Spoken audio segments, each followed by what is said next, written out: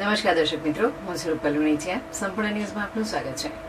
યાત્રાધામ અંબાજીમાં કાયદો અને વ્યવસ્થાને લઈને ચિંતા ઉભી કરનારી ઘટના સામે આવી છે. વોર્ડ નંબર 8ના વિસ્તારમાં કેટલાક નશામાં ધૂત શખ્સોએ પોલીસની સીપીઆર વાન પર લાકડીઓ અને પથ્થરો વડે હુમલો કર્યો હોવાનો વિડીયો સોશિયલ મીડિયામાં વાયરલ થયો છે.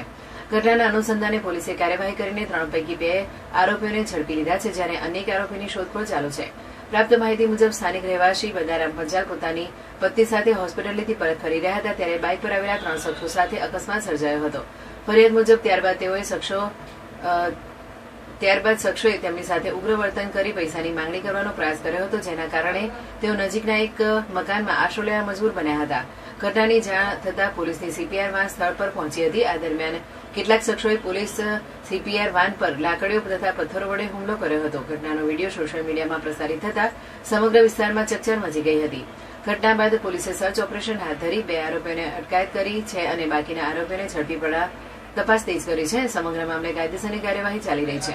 સ્થાનિક નાગરિકોએ જાહેર સુરક્ષા જાળવવા માટે અસામાજિક તત્વો સામે કડક કાર્યવાહી કરવાની માંગ કરી છે અને આવી ઘટનાઓ ફરી ન બને તે માટે પોલીસ પેટ્રોલિંગ વધુ સઘન બનાવવાની અપીલ કરી છે.